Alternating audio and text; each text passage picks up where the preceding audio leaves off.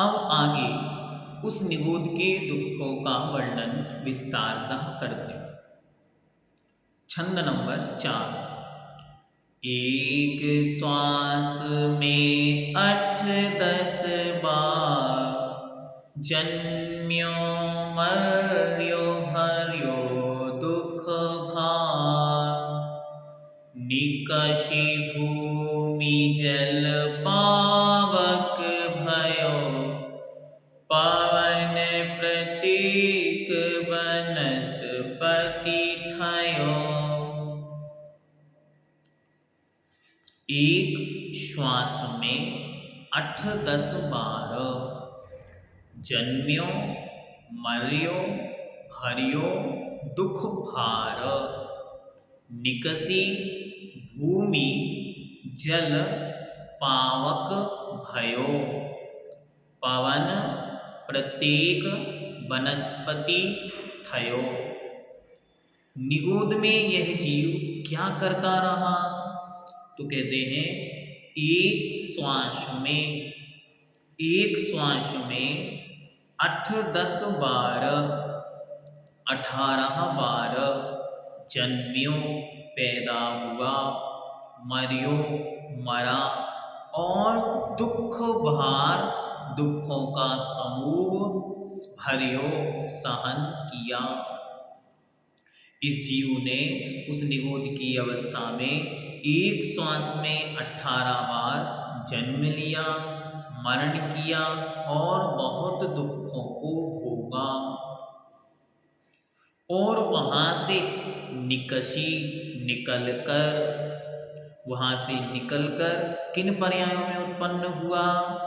भूमि अर्थात पृथ्वी का एक, जल का एक, पावक अर्थात अग्नि का एक, पवन अर्थात वायु का एक और प्रत्येक वनस्पति का एक जीवों में थयो उत्पन्न हुआ। ये संसार भ्रमण चक्र की पूर्ण यात्रा आपके सामने बतलाई जा रही है। बहुत स्पष्ट शब्दों में कह रहे हैं, अनंत काल तो निगोद में बीत गया, वहां कुछ भी नहीं, मात्र जन्मना मरना और जन्म मरण के दुखों को भोगना।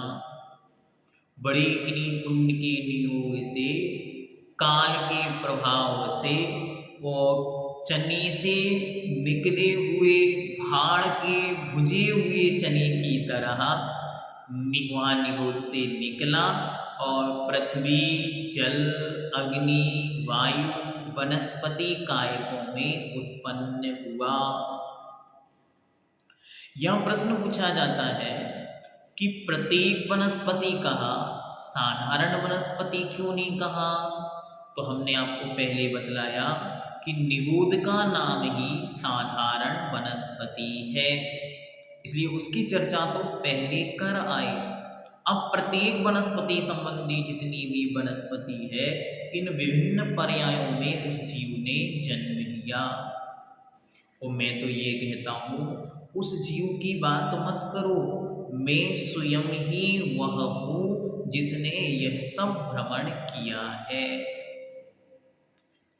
निगोद में इस जीव ने एक श्वास मात्र अर्थात एक मुहूर्त जो 2 घड़ी अर्थात 48 मिनट का होता है और जिसके 3773 श्वास होते हैं, उसमें यह जीव 66,336 बार जन्म मरण करता है।